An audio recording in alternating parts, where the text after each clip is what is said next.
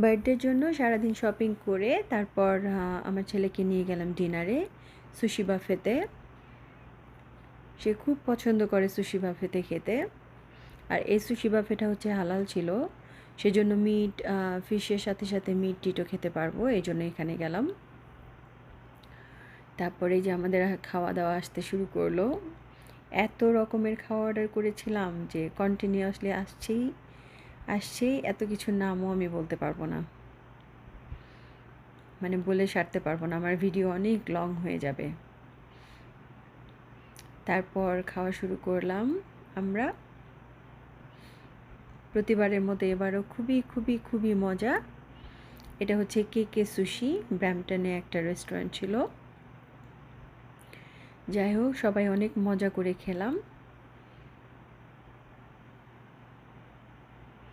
অনেক রকমের সুশি ছিল, তার মধ্যে সবচেয়ে মজার যেটা ছিল ওটা হচ্ছে ক্যাভিয়ার দেওয়া ছিল কয়েকটা সুশিতে, ওগুলো বেশি মজা ছিল।